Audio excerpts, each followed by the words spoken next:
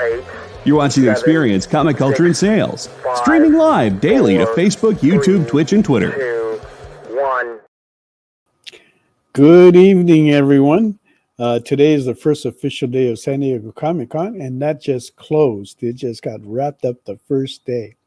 The initial reports are looking good. Marvel, after a brief hiatus, has returned to the floor. Hopefully that'll help all our friends that are there this weekend. We wish them the best.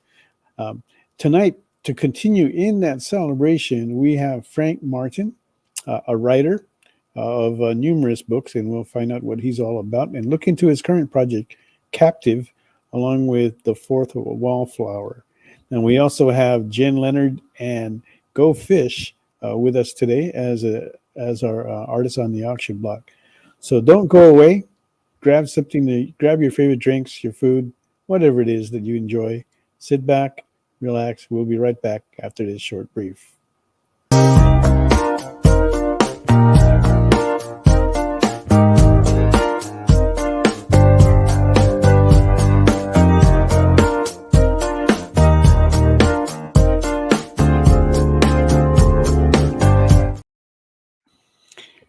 Well, we have got a mass load of giveaways tonight. It's stuff that I've stumbled upon, or maybe they were handed to me. Some of it is our own, but regardless, we have 10 free drawings tonight in continued celebration of San Diego Comic-Con. Just because we aren't there doesn't mean that we can't revel in some of the hootenanny that's going on. So to get in on this action, put in #EXPSDCC.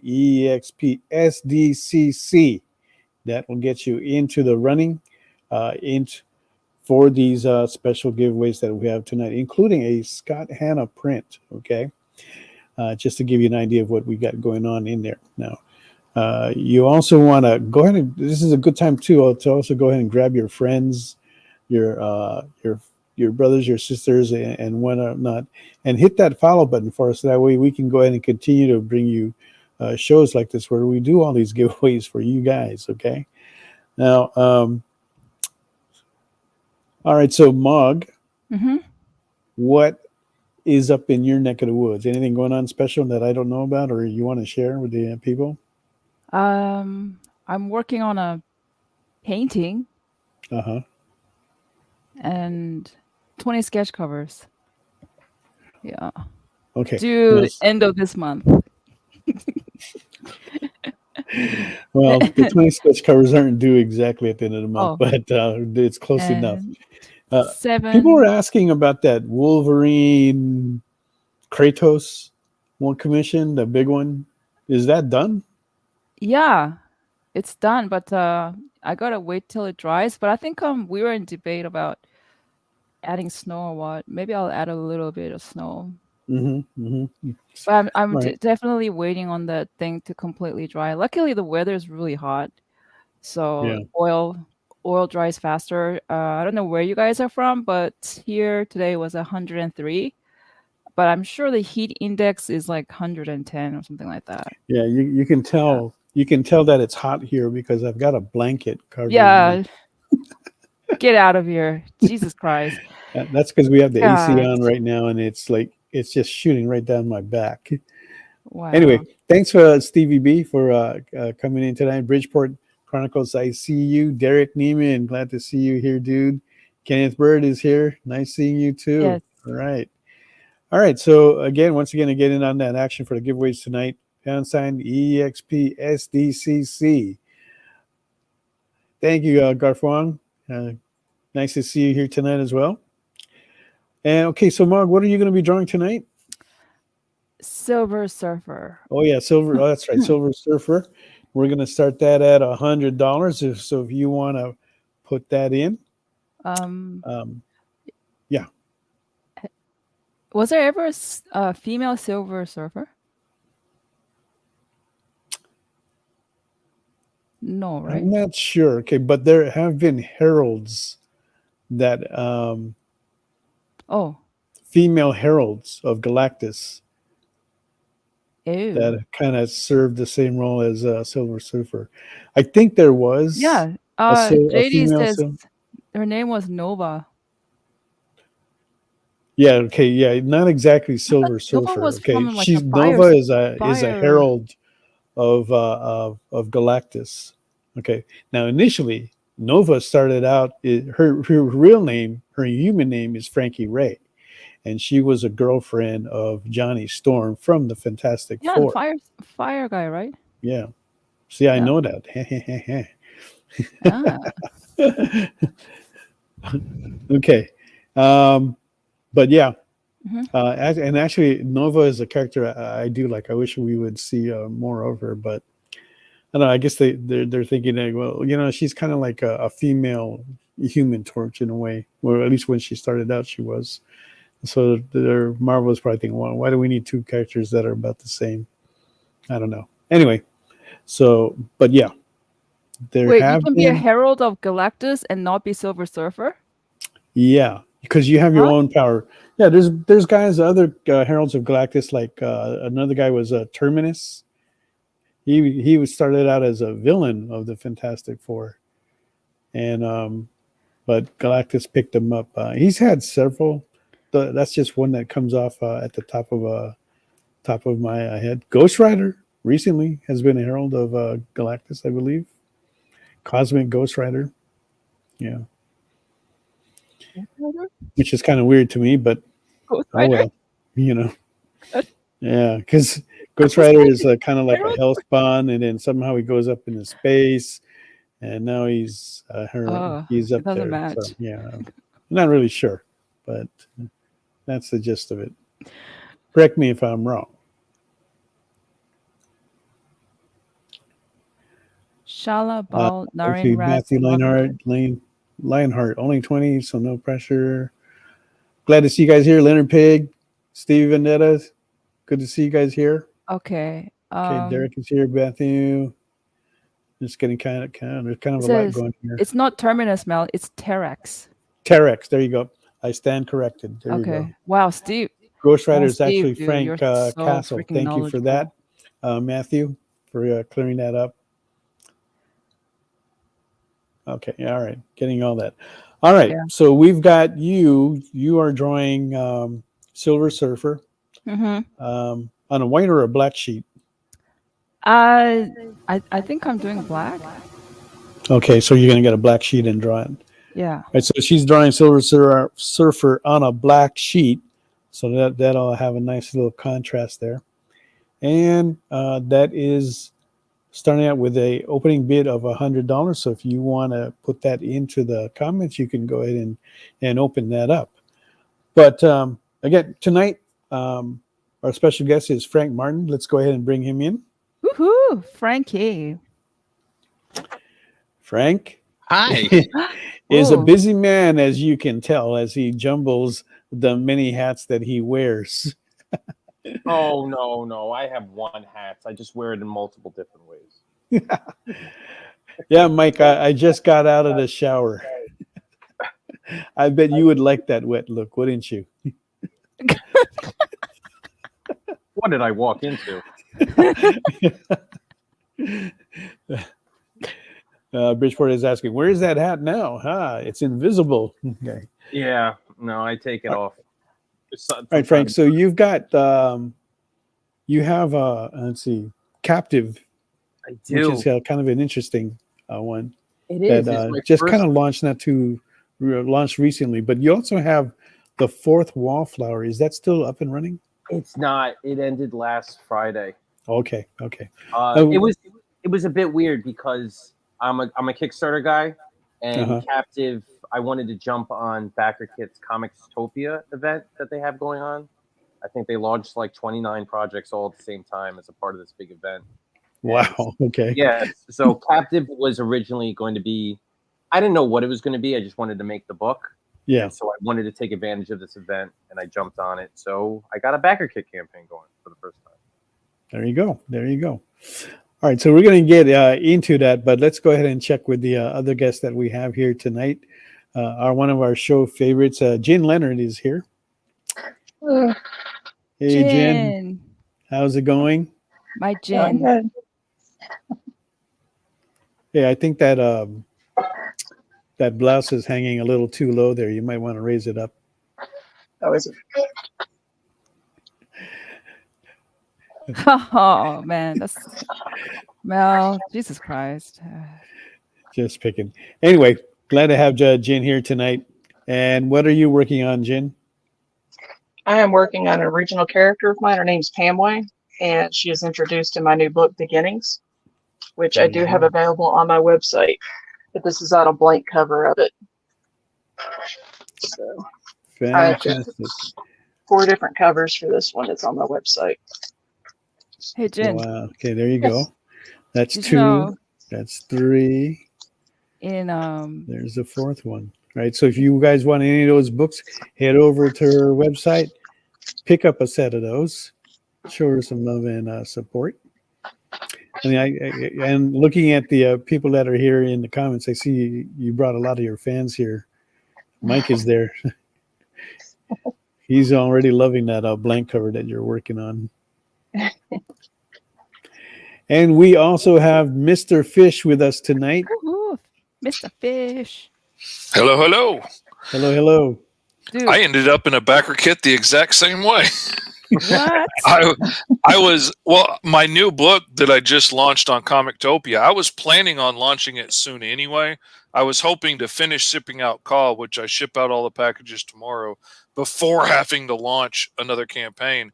But when they did the backer kit Comictopia and everybody's cross promoting and all this stuff, I was like, that's too good an opportunity to pass up. So I jumped on board. That's a lot to do at one time, cleaning up one campaign and finishing it and then launching another one. But, you know. Yeah. But you're used to like jumping, because it was only about like 45 minutes ago that I contacted you and said, hey, can you come on the show tonight? And you jumped right on. Hey, I'm telling you, man, if Mog and Mel need anything, I'm there. Oh, thank you so much for that, Fish. Absolutely. All right. Okay. And you are working on? I am working on the Shredder, a suggestion you gave me after the last time we were on here and we were chatting in the private messages afterwards. And I was like, you know what? That's a good idea. And I've been planning to try and get it done for the con that I go to tomorrow. And I was like, you know what? If it doesn't sell tonight, I will have it for the show tomorrow. There you go. That's how you work it. Yeah. Multi-purpose it wherever you can. Yeah. And it's like I'm saying too, it's like whatever doesn't sell here, we bring to the cons and we sell it for a much higher price anyway. You know, so all this that we do here is just for you guys, just to have some fun and show you like what we can do. All right, so let's get into Captive. Frank, tell us about what that is. So Captive is kind of a typical high concept book. It has the basic idea of what if during a hostage crisis at a bank, you know, you see this all the time in stories. Bank robber goes in, police set up a perimeter, he's got hostages inside. And what if he ends up killing those hostages and becomes haunted by them? So it's basically this, you got this one bank robber who's stuck in a bank and his victims slowly start to taunt him, and it plays back and forth as to whether or not it's a hallucination, whether or not he's really being haunted, and it kind of mixes a bit of the classic crime genre with some horror. So yeah, it was basically the idea of challenging myself to come up with a story from this weird concept idea. Wow. And this is a one issue? Yeah, it was one issue. I worked with an artist before, Matt Schultz, and I approached him and I said, look, you want to make a comic? And he's like, sure. So we threw some ideas around. This was one of them. And we were just kind of making it without any plans.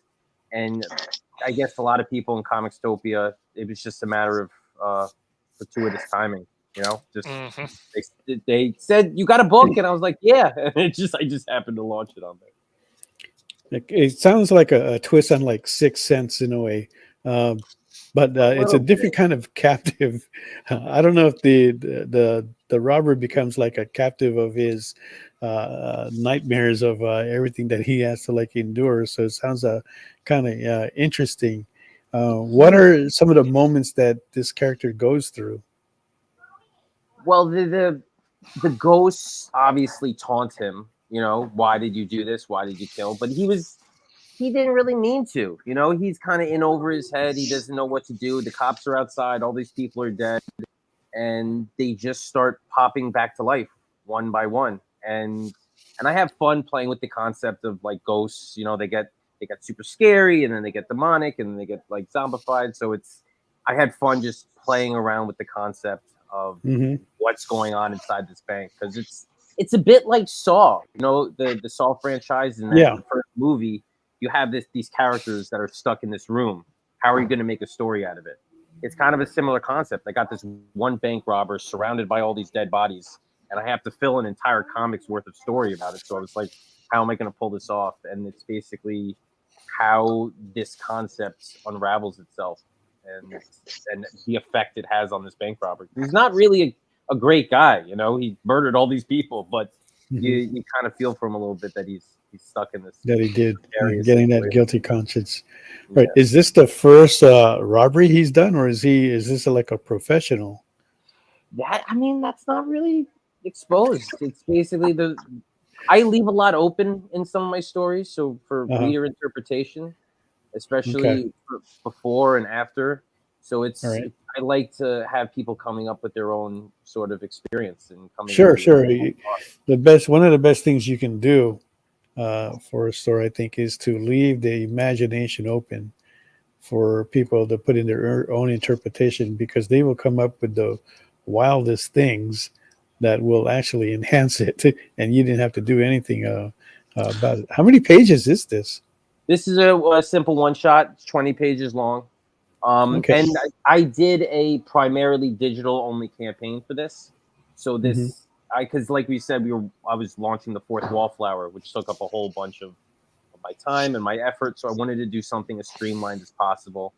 And this was a primarily digital campaign. And I kind of paired it up with two books I had in the past that are also in black and white, two other high concepts called Empty and Masked. And I call this like my art house trilogy. So I kind of packaged them together as like a thematically linked stories that everybody could read. Hey, and it's a good way to remarket some of your books that way. That way you get the most out of it, and you can always continue to do that. We do that on our side as well. You know, I'm a bit inspired by Gus Van Sant. He called it a death trilogy. You know, he made a bunch of indie films. Elephant was one. I think Last Days was one based on Kurt Cobain. And the movies have nothing to do with one another, but they're thematically linked. So he calls them his trilogy. And I kind of did the same thing with these three unrelated books. Yeah. So they have that going in for it. So can we talk about the fourth Wallflower? Sure. This is a fun one. So it just ended. It was basically my story where I come up with a fourth wall breaking self-aware character, and he has a communication with his creator, and they basically come up with a story together, and they try to figure out, is it going to be sci-fi, fantasy, action?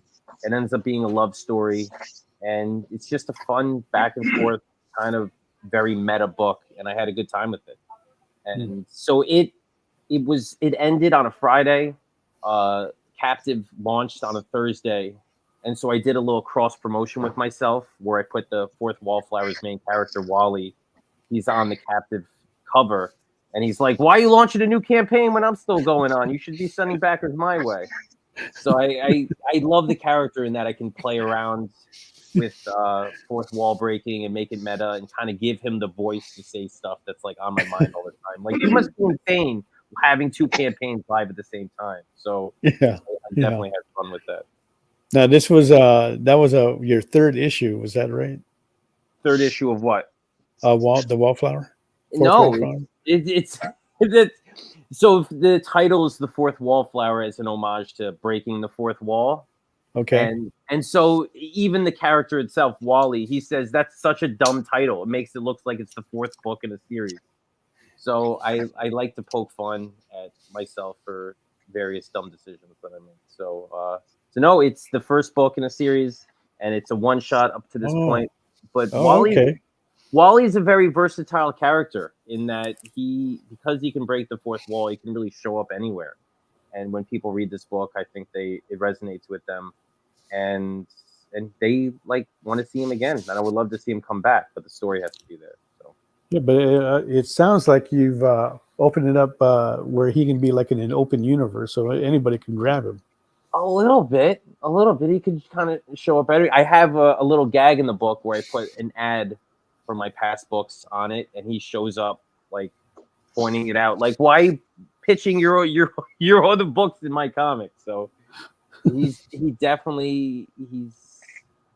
are no boundaries on where and when he can pop up. All right, so tell us something more about like what goes on in the book For the fourth that wallflower. happens. Yeah. So the main concept of the book is fate versus predetermination, right? So as humans, as creators, it's kind of up in the air whether or not we have free will or not. For Wally, the self-aware comic character, he doesn't have free will, right? As soon as the story begins, it's written. His destiny is at the end. So that's the core theme of the book, is how much he can really affect his own story when his story has already been written. The last page exists. So he kind of has this conflict as to fighting his creator as to what his story is going to be. Is it going to have a happy ending, or is it going to be a tragedy? Yeah, it sounds like the biblical journey that a lot of you, I mean, if you're going to buy into the Bible and all that, because our fates are all predetermined, and that's what we try to do. Exactly that. Mog, you have anything to say to that? You're always on subjects like that. Well, according to reincarnation in the Hindu beliefs, it's predetermined, but you chose it. So that's why, like when you're reborn, you forget, which is kind of like a curse and a blessing. But actually, you chose it. So in a way, what does that mean? Is it really predetermined, or is it, free will? What is it? I don't I know. see what you're saying. I have to kill him off. That's what you're implying. I know, but that's perfect. And then he'll become the perfect comic character at that point. He'll die, and then he'll come back. Yeah, As he'll you get do. reincarnated. Just like every other comic character. It becomes super meta. Is it even a comic book if they haven't come back to life at least once? Yeah. I forget what his name is, but that superhero that's in The Simpsons, I read somewhere that he dies and comes back to life on every page. Yeah. What's with Kenny, right? Yeah, no, that's the South Park. No, yeah, okay. Radioactive Man. Radioactive Man. Okay. Yeah, there are an characters like that. atom. Yeah. Okay. And so, what other books have you worked on, Frank? I do 6 Kickstarter campaigns a year. The fourth Wallflower was my 4th, so I have 2 more left. I think my next one is going to be kind of an all-ages comedy based on my family called The Fart Bomb. And whenever I bring this up to people, they're always looking forward to it. The basic premise is my youngest son, David, weaponizes his farts against our family. Yeah. I mean, farts are already a weapon in itself. Life imitates art. Like it was right there. You might as well use it. Well, you know what he did one day? He actually he had a pull-up on. He was learning the potty train, and he farted in it. And when he landed, it kind of exploded out, and he called it his fart bomb. And my wife said, "You should make a comic of that." And I think she was daring me, so I did it. I did it. So, and you know what? When I say it's an all ages comedy, I mean it's all ages. It's not just for kids. I had such a blast just writing the script, laughing as I'm coming up with these weird, ridiculous concepts. So, and because, like, for instance, at one point in the story, our family becomes wise to him, and he doesn't want to and we don't let him come near us because he's farting all the time. So he dresses up like a ninja to become sneaky, and he's sneaking around like a ninja farting, and it's good, ridiculous fun. So Ninja farts are silent and deadly. yeah, Oh yeah, exactly. that's the worst kind. You know what? I Wow. didn't make that pun. I need to rewrite some dialogue. Welcome to it, my friend. Oh man. So that's one book, and then I think my next campaign for the year, or the last one, is going to be a sequel to one of my older books called The Macabre Motel, which is kind of it's horror, but it's not. I don't call it scary horror. It's more like unsettling, creepy Twilight Zone-esque horror, and Ooh. Okay. yeah. So it's the basic idea is there's this motel filled with this weird, wacky people, and it just becomes kind of like a rabbit hole of Alice in Wonderlandish craziness and wackiness and bizarreness, and yeah. So when I first made the first one back in 2020, people were always asking me, "Are you going to do a sequel?" Because it was a one shot, and I always say no because I never have plans for a one shot, but I never say never for anything. And when an idea for a sequel pops in my head, I kind of just ran with it. And this is called The Macabre Motel Couples Retreat is the subtitle. And Why do you say Okay. never for never anything? Did you get burnt by something like that? no, I think it's just because I have writer ADHD, and when an idea pops into my head, I just kind of want to run with it. I never want to close I never want to close any doors. I never want to deprive myself of inspiration. So, yeah, if the right idea or opportunity comes along, I would always pick something back up and go with it. I'm not big on absolutes. You know, I find nothing is absolute in this world. So, I like to keep doors open and opportunities available. Interesting. Does it take you a while to write a script, or are you like really quick at it? That's a tough question because I write scripts like they're puzzles. You know, I might do all of the dialogue in a night, and then it might just sit for a week or two, and then it will take me a month to break it all up into panels and pages. Okay. So it's never like a simple sit down, write 3 pages a night. It's always mishmash of stuff, and then it all comes together in the end. So if somebody told me, Frank, I need you to write 60 pages in 2 days, like I could do that. Like I could definitely bust stuff out. But you know, when you're setting your own deadlines, it's kind of like you do it when you want to. Yeah. Or you can. Oh yeah. Well, you know what works for you and stuff. Yeah. So, are you writing this all down, or do you use a program to put all this in? I'm old school. I script with Microsoft Word. I do a lot of writing on my phone these days. You know, just voice to text. Having 3 kids and a wife that works. Oh man, those voice messages, like being able to just type it by speaking. Oh, that's so great. Yeah. So it's harder with comics because comics is, I mean, it's a script. But if I have to do like a whole bunch of dialogue, I could do that. But it's very helpful with prose. I write prose as well, short stories and novels. Yeah. So just being able to have verbal diarrhea into my phone is helpful. Oh yeah, for me, it's great for getting the idea out. Like I'm gonna have to type it, but if I can just get it out of my head and write it down real quick, I love that text to speech to text thing. And it's just not for creative stuff too. If I have to write emails, like I have a mailing list I send out twice a month.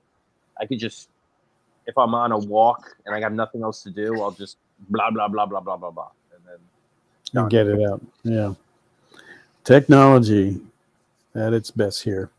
Do they understand you? Because does a text understand you completely? Do they? It does. It does. You know, I was making fun of my wife about this the other day because she was sending a voice to text to one of our friends, and she said, "Hey, how are you doing? Do you want to get breakfast this morning?" I'm like, "You don't need inflection in your voice. The phone she's not hearing you. Doesn't care if you're in a good mood." Yeah, it's best to talk like a robot to your phone. Hi, how are you? Do you want to get breakfast? Like, that's the best way to do it.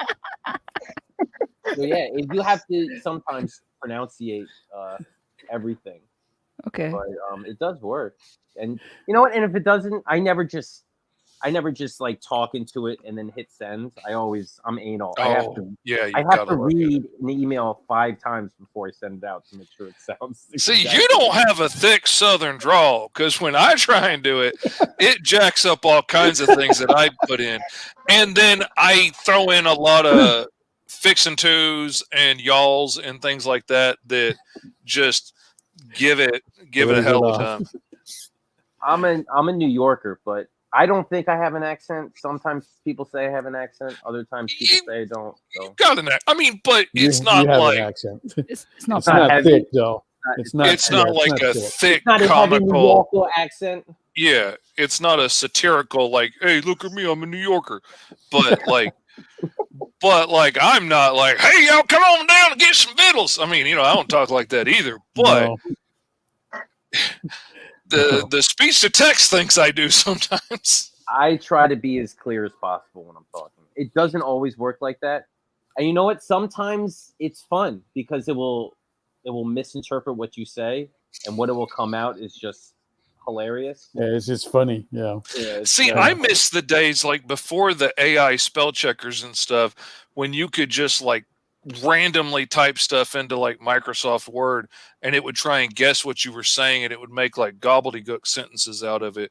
Yeah. Because that was like great creativity fuel to come up with something weird. And and it doesn't do that anymore. Now it's like it's too good at figuring out what I'm trying to do. That's scary. Mm-hmm. But it's All really right. interesting how. Oh, sorry. Oh, go ahead. No, go ahead. No, what's fascinating is when Frank was talking about his processes, it's like he's defragmented. Like everything is just in fragments, and then he can't even control it. Fragmented. Sometimes it's like dialogues only. Sometimes it's like a proper outline, the whole thing, and it's just all fragmented into pieces. And then he has to, like painstaking, like a detective, collect it all and then somehow organize it at the end. And I wonder if organizing is like the most headache part for you. It's not. I think that's fun. To me, comic writing is like a puzzle. It's resource management. You have X amount of pages, Y amount of panels per page, and you need to break it up into a pacing that works the narrative. Yeah. So, and I had a conversation once with someone, and we were talking about writing dialogue. And I'll say, look, I don't want to break the dialogue into panels as I'm writing it, because the two characters are having a conversation. It'll be rude to interrupt them to break this up into panels. And he's like, you're talking about fictional characters like you're going to interrupt them. I'm like, yeah, that's the way it works. When you're writing dialogue and it's flowing, you don't want to stop the flow. You just want it to keep going. Yeah. So I'll go back later and then break it up into the panels. And the same goes for action. If I have a really action-packed couple of pages, I'll just break it up into beats and then go back later and be like, okay, can there be dialogue here or sound effects or what? Because it's just when you have that flow going, you want it to keep going. Yeah. You don't want you want to run with it. Yeah, you don't want to interrupt the process. Do you sometimes like wish you wrote, like, I kind of have Jones for writing prose again, just because of the way sometimes the dialogue flows and you're like, oh, I wish I can write prose. Do you wish that, or you're okay? I do love prose. It's hard. It's hard not having an outlet for the things that you write. Right. I've written novels and I've tried to put them on Kickstarter. Kickstarting novels is just not the same way. Yeah. I've worked with indie publishers for my novels, and they're always great to work with, but there's just the funding is not there. So it's fun to put out the comics and have an audience that backs it. And there's something about the direct connection with prose that I don't have as a writer with comics. I'm always working with an artist. An artist is essentially the vehicle for my story to be told.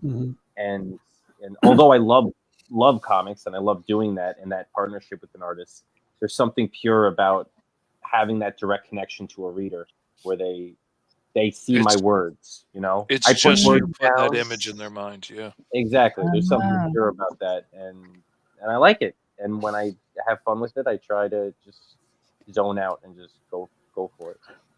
All Do you right, think- we're going to take a short commercial break here. So when we come back, we'll, find out more about these fart bombs and Mr. Hanky's grenade launcher. So don't go away. We'll be right back after this commercial break.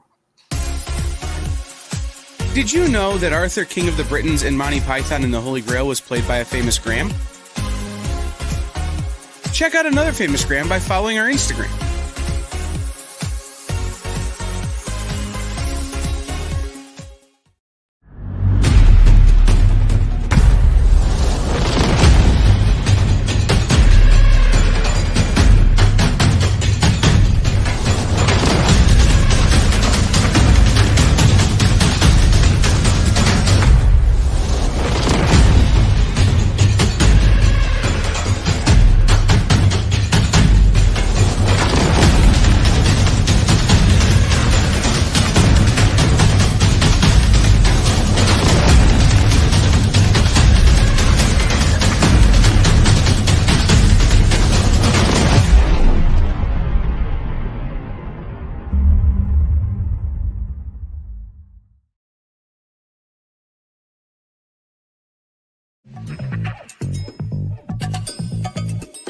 Live from New York. What? Oh, sorry. Live from Cleveland? It's Friday night? It's Friday Night Live! With Nancy McCann. And Ricky. And sometimes Carlos. And featuring boxes and boxes of rare comics. Unique collectibles.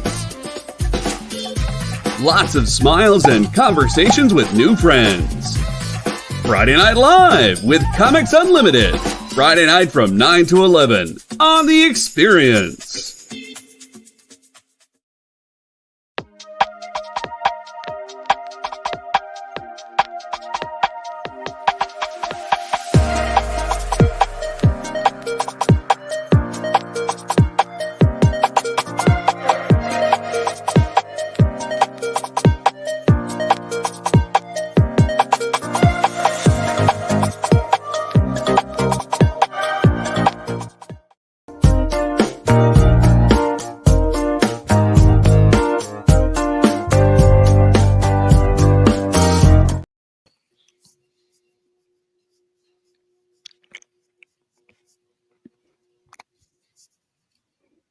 But we are sans Mel at the moment.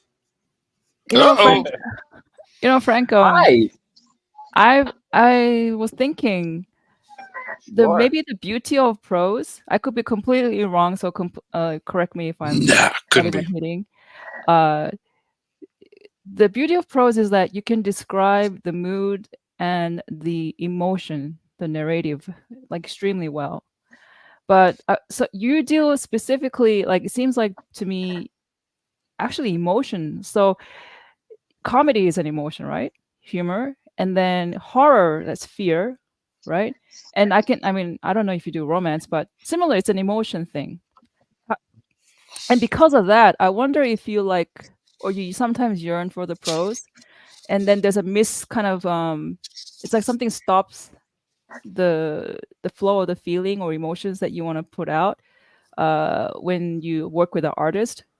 Because when you write the script, you can't, you could write like, this is an intense moment where the character is blah, blah, blah, blah, blah. But usually it's just a dialogue and then just do this and this is cut and dry. But there's no like impact of an emotion that, when you write prose, you can beautifully just have it flow out. I wonder if that's maybe why you feel like sometimes you yearn for the prose. I'm just speculating here. It's a different feeling. It's not better. It's not worse. It's because when you're writing prose, you're painting an image with your words, right? And you're hoping that whoever reads those words can visualize what you're talking about in a manner that invokes that emotion. It's a completely different experience when you're writing a script, in that you want to not necessarily have words that invoke that emotion, but you want to direct your artist to actually create the picture you hope that the reader would imagine when you're writing prose in the flesh, so that they could actually see it. So it's you're more of like a director in a way, like a film director, where you're trying to get your artist to physically create the picture that you hope will incite that particular emotion. So it's just a different role. I don't know if it's not better, it's not worse. It's just a different form of storytelling. That must be weird because some writers, they don't really see everything in pictures. That's why they write. It's just a feeling or something that just comes out of them. So I wonder if it was weird for you to really train yourself to switch to think everything visually and chuck the narrative and the style of it. I don't think so. I was a kid who, like most kids who grew up to write comic books, I loved video games and cartoons and movies. It was all visual, I was never a reader. I started with the visual mediums first, and so being able to picture stuff in my head as I'm writing is not. I don't really view it as a handicap. I stupidly like to brag to people when I was little. I'm a writer and I don't read at all. Look how great I am. Man. And I was a dumbass. That's so cringe. That's so cringe. I hear writers still to this day who does that, and every time a comic art writer who says that, and I cringe inside, like, oh yeah. I was, I was also an athletic kid, so I played a lot of sports. I didn't have a whole lot of time to read, but I still loved storytelling.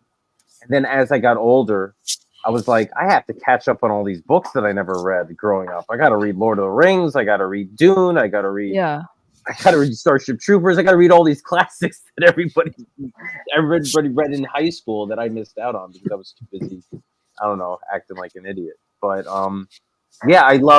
now I try to consume as much stories as I can because it's just more tools for the toolbox, more inspiration, more ideas. And I try to read all the time now.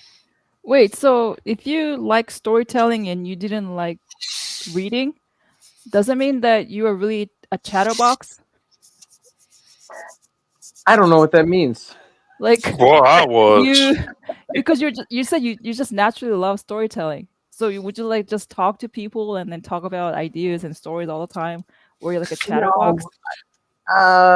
Not really. I didn't know you could write stories as a kid, so I was just a liar. I would just make up stuff up ideas, and I'd tell it to you like it happened because I didn't know you could say, "Hey, check out this story I made up." When I told my stories, everybody called me liar.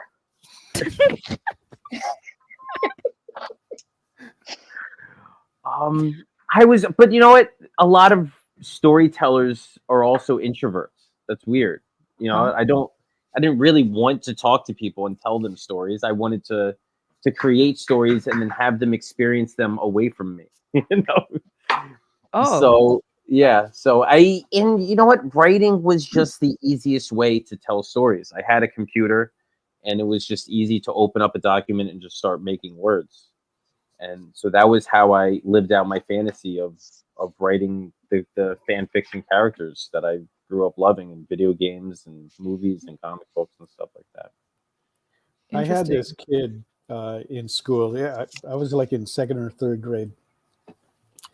And he would tell like a lot of what if stories. You ever have that kind of guy around you? He goes, well, what if they did this? What if this happened? What if this, that kind of guy. And I used to think, man, this guy's nuts.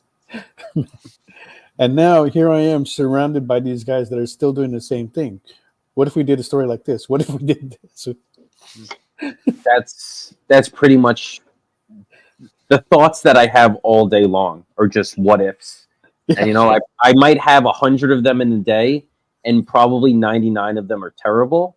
But I think that's how writers work. It's part of the process. You gotta kiss a lot of frogs before you find your prince. So you Mhm. gotta come up with a lot of terrible ideas before you find those stories that are worth developing. Not everything's a gem. That's okay, but you Yeah. know, So it's so then, Frank, creativity. would your love language be like if your wife had to be the one who's like listens to all your ideas and just be like, just a good listener? Like, okay, that sounds No, great. she can't. She does that, but my real listener is Chuck Pino. He's my I call. Oh, I know you guys love Chuck. Yeah. I call him my love me idea some Chuck. dumpster because I come up with ridiculous ideas all the time, and I don't want to be the only person that has come up with the idea. So I'll just send it to him, and he'll laugh at it, and then that's it. We never talk about it again. Oh, I've been called a lot of kinds of dumpsters in my life, but that's fair. Oh, oh my God, Chuck I is like love that.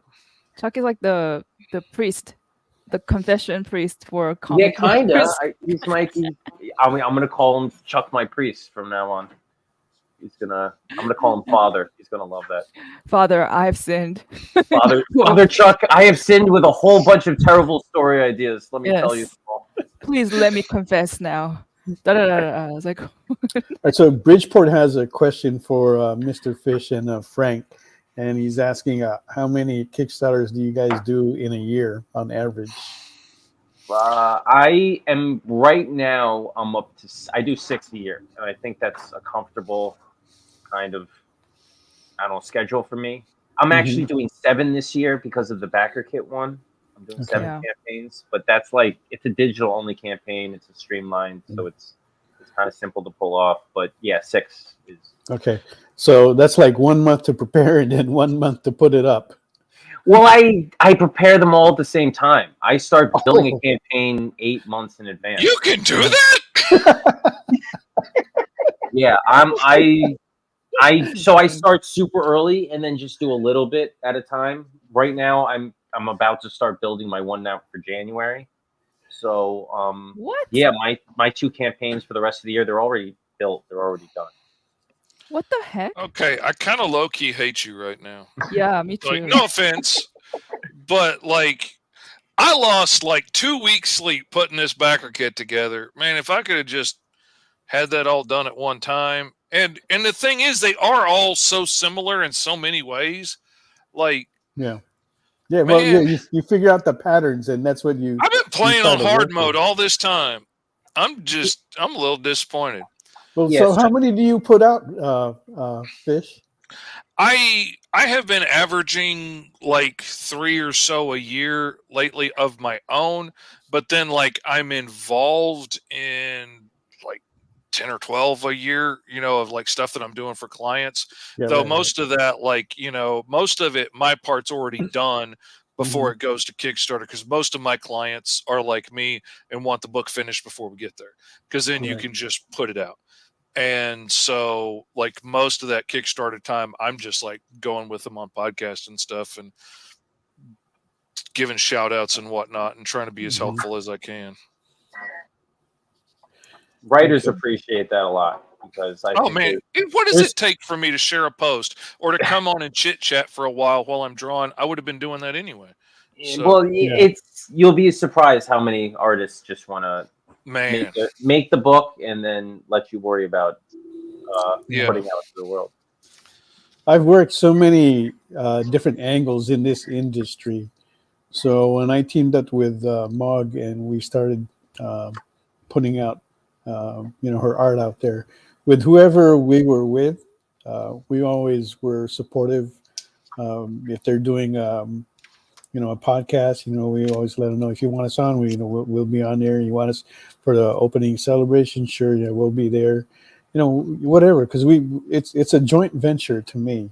You've got your work in there, and sure, you did it and you got paid, and you're not going to get compensated for the time that you're spending to promote the good book, but it in a way you are self-promoting yourself.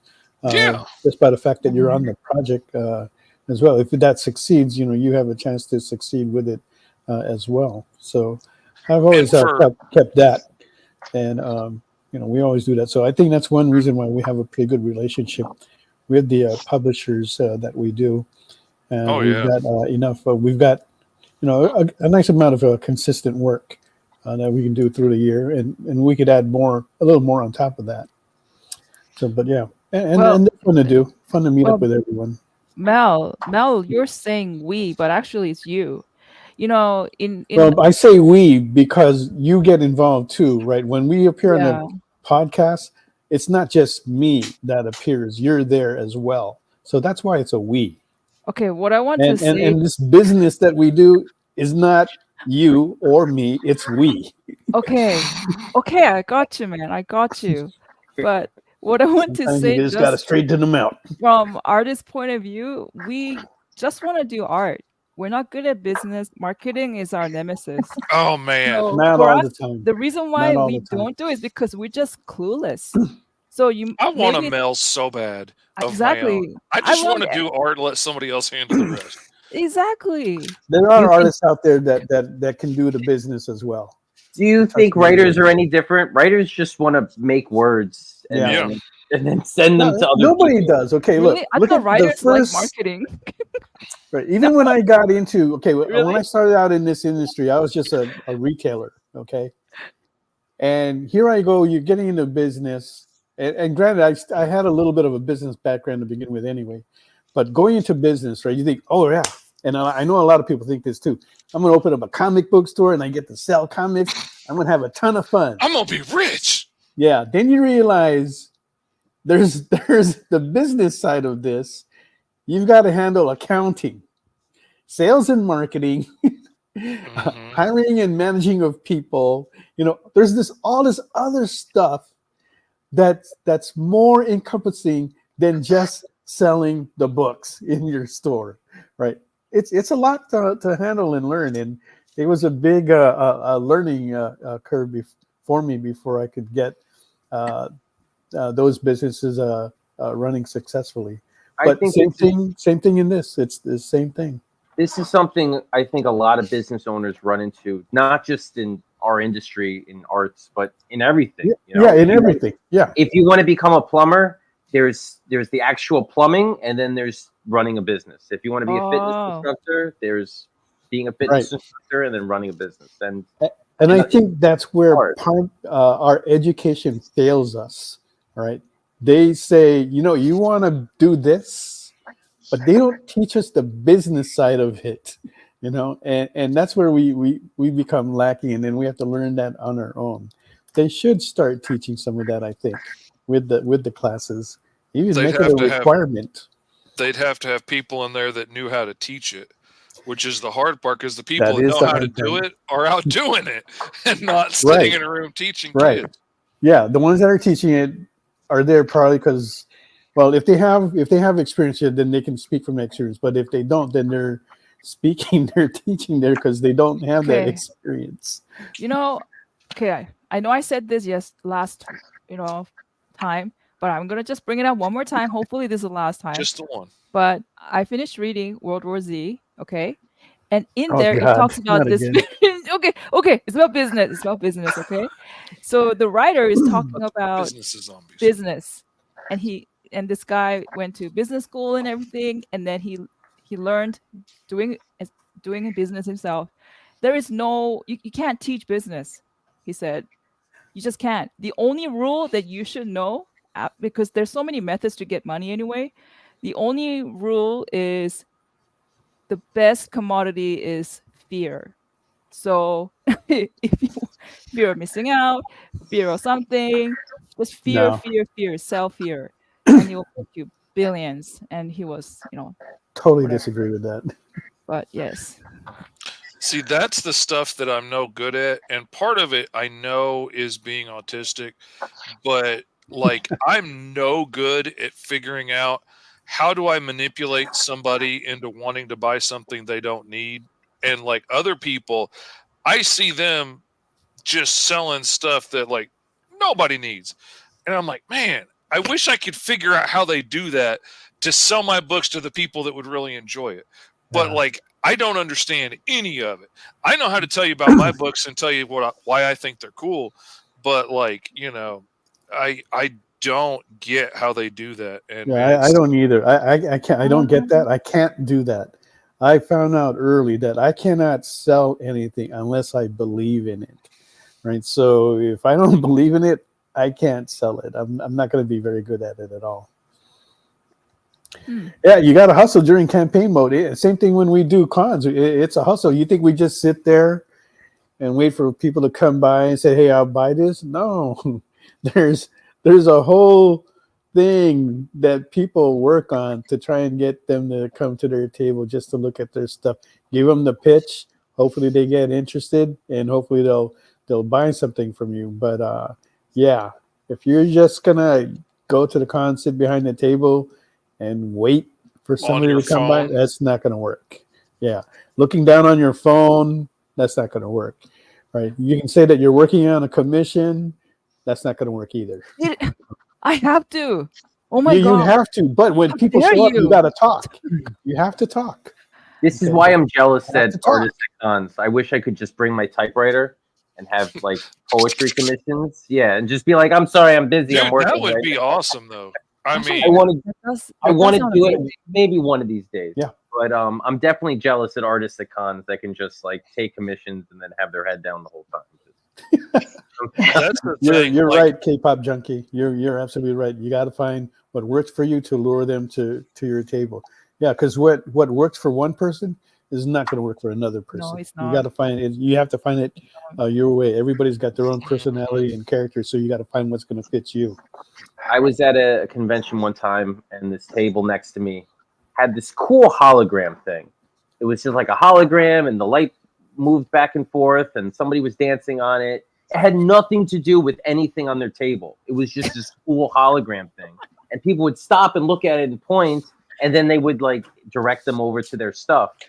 And I'm like, okay, I guess it works. It's a bit of a bait and switch, but it's just, they found some gimmick to draw people's attention and then transition that into their wares, which I mean, you got to do what you got to do. We had this neon lit kitty that we would put on our backdrop at the cons. Now it worked great. Okay, it got people to the table. Yeah. Okay. The only flaw with it is that they wanted to buy the neon kitty and not the art. Are you selling that? Is that for sale? No, but I got this here. Is a kitty for sale?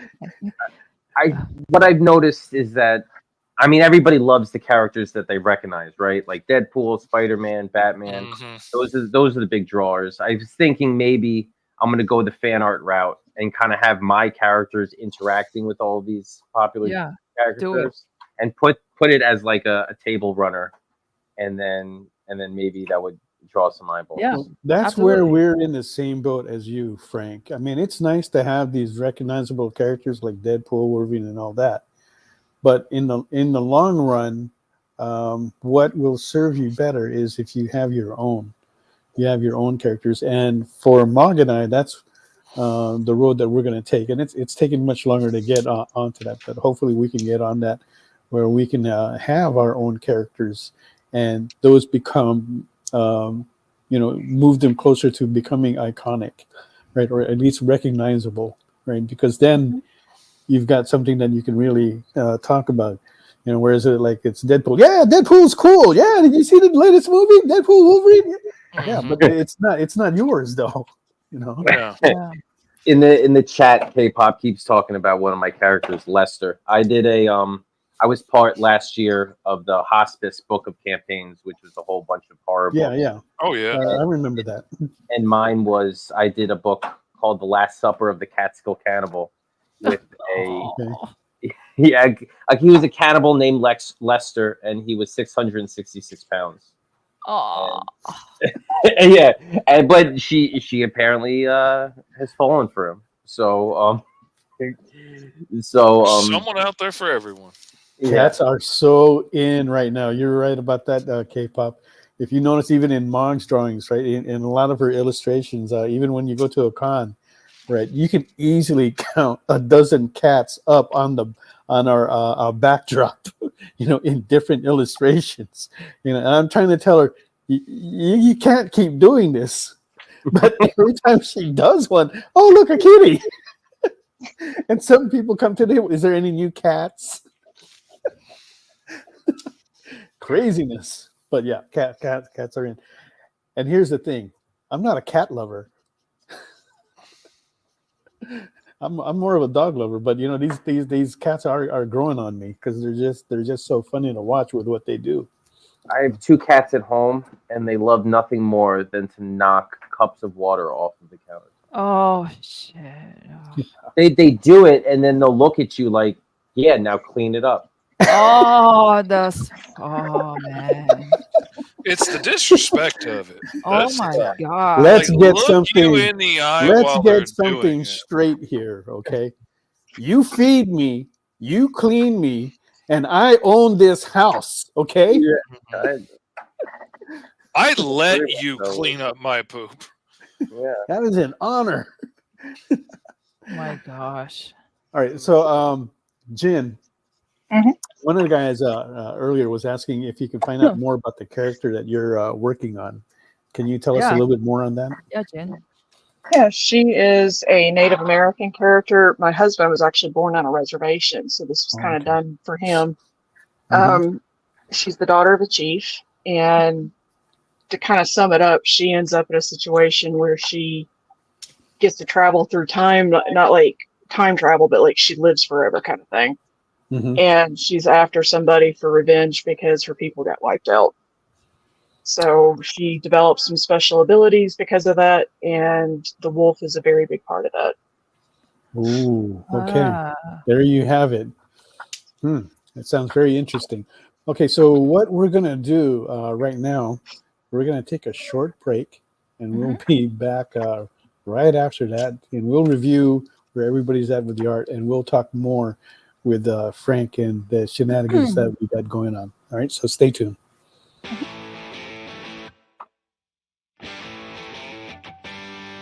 What do you call the place on Spider-Man's wrists where the webs come out? His website. I hate myself for writing that joke, but you'd make me feel so much better if you just visited our website. We have links to our merch, new release lists, all the show info, and so much more. TheEXPLive.com.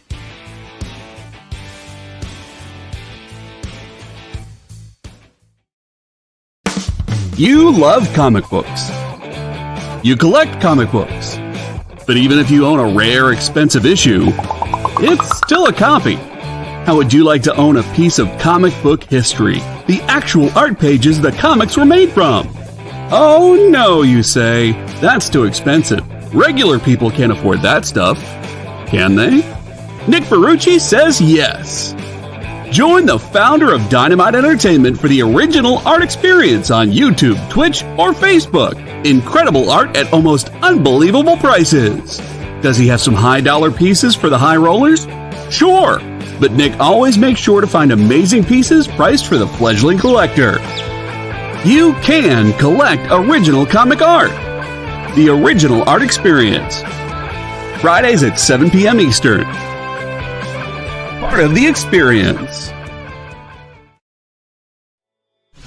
Whoa. Whoa. Did you miss it? Yeah, they can go by pretty fast. Let's slow down the footage.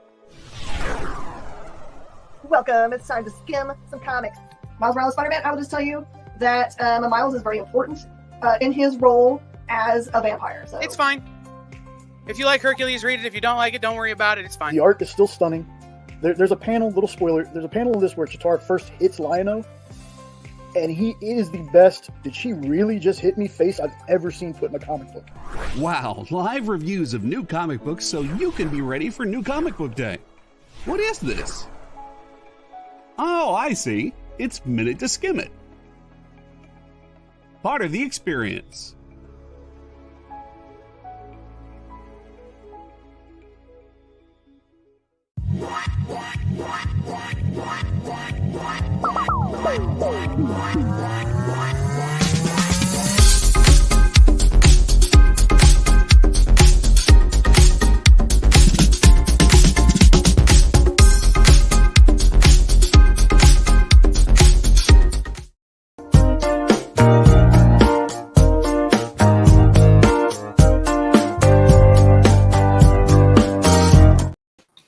Welcome back, everyone. Don't forget to put in #EXPSDCC, and that'll get you into the running for the 10 free giveaways that we're going to be tonight in celebration of San Diego Comic-Con that is running this week. All right, and also hit that follow button. Help us increase our followers so that way we can continue with wonderful shows like this to give you more stuff into your home. All right, so where were we? We were talking about. Oh, wait, we're talking about Jin's character. So if you want to get get a copy yourself, go to Jin's website. Visit Frank's and Mr. Fish as well. Right, and if you want to see some of Mog's art, you can go ahead and do that at Art D Mog Park on Facebook. All right, let's see. Where did we leave off before that? We were talking Mog. Oh, no. What we haven't done is we need to go around and see everybody's art. Oh. Let's start with Jin. Mm-hmm. Show the full cover. Wow. It is all right. Wolfie. Jin? Do what? Is that the full cover? Yes, it's a sketch cover of the book. Uh-huh. And I am going to continue to work on it after the show, but okay. You can kind of see it's got artwork in there too from covers. There you go. In fact, Mog was talking about kitties. There's one of Bridgeport's covers I did with a cat on the cover. There you go. These cats are popping up everywhere. Mm-hmm. Yeah, that's right. K-Pop. Jin has a lovely cover on the campaign. She already has a bid on that at $75 from Ilya. So we are looking for the next bid on that for $80. We do take them in increments of 5. I think there were comments about how they can never hear Jin's voice. Like Jin never talks. I don't know. She just I did. think some of the guys were egging each other. Hey, ask her something. That was me. Oh, okay. Well, I can say this since Bridgeport's on here. This is one of his covers that's available right now. Oh, look at that. Oh, that's a mood piece. That's a nice piece. Is she evil? Because she feels evil. She's a vampire. Oh. Her eyes do look vampiric. Totally captured the feeling. Evil. Yeah, I've been drawing with him for a while. I have to agree with you, JD. Yeah. All right. All right, so go ahead and place a bid on that. Next one we're looking for is $80. All right, let's go to Mr. Fish, who is shredding it up with Shredder, and he's already into the colors. Wow. Laying down a little more black on there. I love the eye. Yeah. Yeah, he's wild. He's filled with rage. I wanted to do a fun mix between like the movie and the cartoon with a little of my own stuff, but so I love the mesh mask. Like the Spider-Man TV movies from the 80s with like the mesh over the eyes are like my favorite Spider-Man. Mm-hmm. I always draw him that way when I get the opportunity with like the big. I have to agree with you. I like that. I like that too, with the eyes and stuff. All right, and Mr. Fish is looking for a bid of $50 on this. So if you want to go ahead and open that up, get him on the board, do so in the comments. We would appreciate that, of course. And then last but not least, did you have something, Mog? Oh, I was going to say, a Fish does amazing masculine, like that energy so well. Just so well. He does. Hoorah! Yeah. He does it fast. I was so intimidated on the first book I got hired to illustrate because there were so many female characters. And for whatever reason, I just didn't draw a lot of ladies, Yeah. And I was like, oh my God, how am I going to make them like not all look like the same super stripper? And now, like, I take great pride in my ladies now. And I'm very proud of how far I've come. You like the ladies. My writer brain just kicked into overload. Is there a title called Super Strippers? Yeah.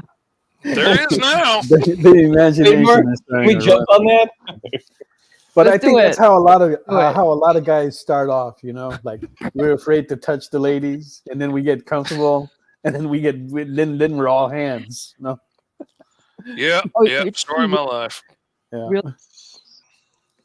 All right, Mog. So Mog is looking for an opening bid on her Silver Surfer on sketched on a black sheet there as at 100. And we do not have an opening bid on that yet. So if you want to go ahead and do that, go ahead and do so in the comments. Jin Huh? in JD writes the domain name is for sale.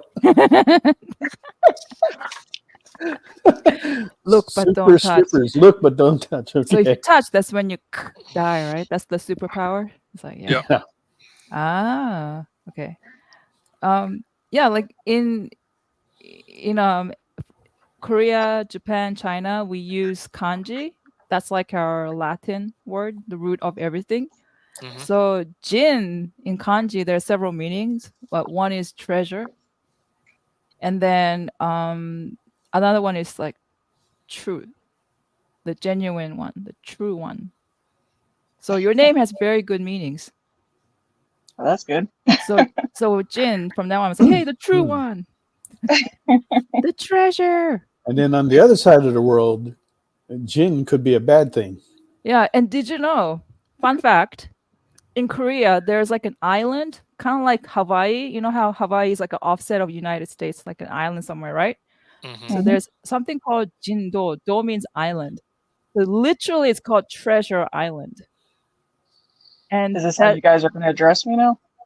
Well, no, you're not Treasure Island. Yeah, well, I don't think you have to worry about that, Jen, because the guys love you here, just like Matthew Leinhardt was. She is a treasure, a genuine treasure. You've got like too much love here. Isn't a Bruno That's Mars really song? too hard to knock down. Treasure. Yeah, genuine treasure, Matthew. You got it right. It's genuine also, and also means treasure. So you got the combination totally correct. But yeah, and then I don't know if you're into dogs, there's a specific purebred that's you can only get it in Korea because they're national treasures. Guess what it's called? Jindo dog. Because it only lives and bred in Jindo, the island, treasure island. So that dog, it literally is called a treasure island dog. But And it's also national kind treasure. of it's kind of like a special case dog Googling as well. Treasure Island dog. What? I'm Googling Treasure Island dog. Let's see what they look like. A treasure island dog. They cost a lot. And But I've those seen dogs some are people here. those dogs are kind of toxic as well. Yeah, they're very actually because they're kind of wild they're not dogs. really that good of a dog to have. No, they're not. No. Yeah. They're like a wolf that kind of like a wolf descendant that got trapped in the island, and then they never bred anywhere outside of that, right? So they're very like still half wild inside. But the good thing is so they're cute. What? But they're so cute. They are okay, but just think of it. Think of it. The reason why they're crazy is because it's all that inbreeding. No, it's not. Okay, maybe. Okay, maybe. Do the hills? But, The dogs have The eyes. island isn't that big. yeah, but it's okay. Okay, so My hills wife have gets dogs. mad every time the kids ask why our wiener dog looks so stupid. Because like he does kind of have a duh look on his face all the time. yeah. And I was like, why do you look so stupid? I'm like, generations of inbreeding. And she gets mad at me, but like that's how you get a wiener dog. Like you didn't just start out with a wolf that was 6 inches off the ground. Like it took a lot of work to get him to that point. We gotta It stop didn't just inbreeding happen. dogs. It's not fair for them. Matthew No. wrote, I am seeing Korean pirates from Treasure Island fighting the super strippers. Next Kickstarter right there. That's yours, Frank. Yeah. What it's all Whoa, about. whoa. I need to be attached to that as an artist, I think. Hey. Yeah. And make sure that you have Jindo dogs attack them because they're freaking vicious. They're That's what basically it seems some Kickstarters are. They're just a bunch of Mad Libs, and they just throw ideas together, and it's somehow super. That's pretty much it. That sounds like my brainstorming sessions before when I was working in the business before I got into all this. We'd have these brainstorm sessions, just throwing stuff out to see what would stick. I was walking with my sons naked earlier. roll 20-sided. I was walking with my sons earlier in a parking lot, and for some reason I came up with the title "Man-Eating Dyslexic Pandas," and I'm like, "That's the new Teenage Mutant Ninja Turtles right there." Man-eating Teenage dyslexic Mutant Ninja pandas. Turtles was the one that Man-eating started all that dyslexic craziness. pandas. Yeah. They can. First of all, the panda in your story they can read. Doesn't I mean, It's dyslexic. that's the challenge. You come up with the title, and then you try to figure out how the story will work afterwards. Gave up on the bamboo. People time. Hey, Have you coming up guys with the seen the title is newest? half the battle. Have you guys seen the newest thing on Eastman's website? I have to mention this because it has me laughing. Okay, I what? looked everywhere What's for it? that. What is it? He's got the Ninja Turtle leg lamp for the Christmas story. It's awesome. What? Yeah, it's a leg lamp, but it's a turtle leg with fishnet stockings. It's awesome. Oh my god. That's super sexy. Wow. I always did like me a turtle So leg. wrong. That's so wrong. That's If I my had the money, favorite it'd be in shade my of office. green. Okay, Frank, you said you got what, 3 kids, right? I have 3, yes. Okay, so how about this? I just started this TV series. If say you had to move because one of your kids was severely bullied, right? So for your kid's sake, you moved. And when you moved, you bought this place because after you sold your house, but the real estate gypped you and took all your money, so you don't really have a place now. Okay. And then on top of that, now you have to find a job, blah blah blah. And then finally you're just desperate, and then suddenly this religious organization comes and approaches you and say, hey, we believe in like helping our neighbors. We feel bad for you. We heard your story. Let me offer you a place. And it's like a nice house. And then we won't charge for rent until you get better, just stay here. And they start providing for you. Would you take it? Yeah. Probably. Do I have to use that lamp? Is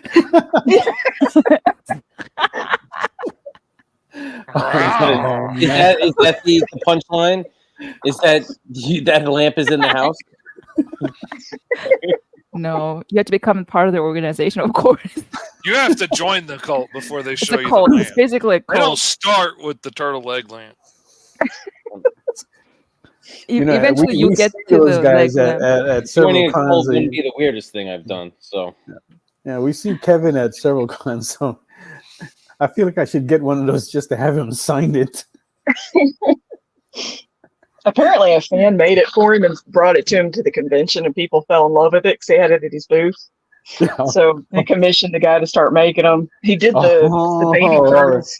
Okay. He had the baby turtles. I don't know if you've seen those or not. Oh But my god, with the fishnet legs. man. That's just kind of Sexy. Yeah. So Mog, what show was so this? wrong. The lampshade looks like a skirt on it too, so it kind of fits it right. It's so wrong. I don't know. Yeah, Yeah. but What- you what know the show saying, were, it's so what show were wrong you but so talking about? good. It's called Save Me. Save me. Yeah. So as a parent, like for you, you're feeling just relieved, right? And then this is a total countryside. So now you're just like working in a cow farm, and then your wife is like also working part-time as in a restaurant, and then your kids are going to high school. But the This is problem like is an oddly specific hypothetical. Your kids are in high school, but they're only getting C's, and you're concerned. no, but the thing is, remember, you moved because one of them was so severely bullied that he even attempted suicide. That's why you moved. So you're I in a feel like if somebody was bullying my son, I mean, my son's in 11th grade. I might beat up a 12-year-old. Like, I could see myself Yeah. doing that. Yeah, I would too. And on top of that, imagine your son, because in the story, your son has a bad leg. So he's Oh. already limping. The hypothetical goes deeper. It gets more specific. No, but the whole time I was like thinking, don't take the freaking house. Don't. But It's then it too wouldn't good be a to TV true. show. That's the whole point. It's like, where is the logic? But then that's why I asked you, Frank, would you do it? And you said yes. I mean, Because for you're my doing it for your kids, kids, right? I What was would your reason probably why? do it. For my There's kids. not much you wouldn't do for your kids, like to Why? keep them No, happy, You no, would there do it. safe, Yeah. isn't. healthy. Joining a cult, yeah, like I said, it's not the weirdest thing I would have done in my life. So it might be a fun chapter, Goofy. It could just as Yeah. easily be a sitcom, you know? Okay. Family Martins join the weird cult. Okay, but do you have a daughter by any chance? I All do. 3 boys, right? I have a boy, girl, boy. Okay, so see, what happens is specifically in this story, you have a boy and a girl. The girl is younger. The priest, the head of the cult, starts to sexually molest her, but she's holding it in because she knows how she's doing it for her family. She can't tell them because then she wants to help out in a very wrong way, but she doesn't want it, and she's trying to avoid it and trying to warn them subtly, like, "Mom, I don't think this is a good place." How would you feel, Frank? You would beat the so specific. How would you feel if you were this one character in this exact show with all this stuff happening? Yeah. Yeah, that would suck. Yeah, it would suck. Yeah. It would Would, suck. That's why it's I called mean, Save but Me. Yeah. I'm happy I'm not in a. I assume it's a Netflix show. No. It's not Netflix. I don't know. Hulu, I think. Hulu. I feel like Netflix, they always come up with these like weird family scenarios for their Yeah. shows. Okay. Well, JD said we're gonna do a topic change because I think I hit the taboo. And time for a yeah. topic change. Well, what I'm watching right now is Resident Alien on Netflix. Oh, I Mel love was that. watching that. It's What season are you on that one? Are you all caught up? I'm on season 2. I think on another streaming service they have season 3, but Okay. Netflix only has the first 2 seasons. I'm about Yeah. halfway through season 2. It's a very bizarre show. It Oh, is. yeah. Okay. I actually enjoyed season I 1 liked it. Yeah. and somewhat season 2. Okay. But after that, it kind of Yeah, veers really away from it. So I'm not enjoying it as much. But those first 2 seasons I did like. Not to spoil it for you. I like it, but I feel like this show does not need to have 45-minute episodes. Like 50% of this show can just be cut out. Like you just don't need it. And the other half of it is absolutely hilarious. I think Alan Tudyk is just he's absolutely, brilliant. just absolutely brilliant in the show. It's like not even I can't even remember a comedic performance that's been better.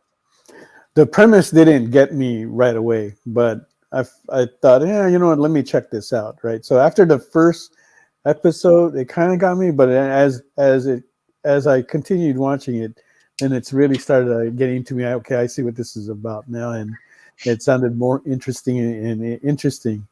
But as his identity, as they get more aware of like who he is and stuff like that, then it kind of starts moving away from that, and so it some of the excitement or some of the things that I think that keeps that show interesting kind of goes away. But yeah, I'm still watching it, just not as much, but hopefully I'll catch up with it. I'm moving along slow. I watch a bunch of TV, so I'm finally working my way through Deep Space Nine, the Star Trek. Oh, I love that. That out of all the series, that one is my favorite. I think I'm on season 5. Oh, so okay. I'm pretty deep in it, and Yeah. I wasn't a Star Trek guy growing up. I was a Star Wars guy. So now I'm going back and I'm watching a lot of the Star Wars that I missed. Okay. It's always bugged me that people feel like there has to be one or the other, because I deeply loved both of them for completely different reasons. Yeah. No, I wasn't like I'm a Star Wars person. I'm never gonna watch Star Trek. I just there's a lot of them though. I just missed the boat. But now I'm you know what? I didn't get into Star Trek first. I got into the Orville first. Okay.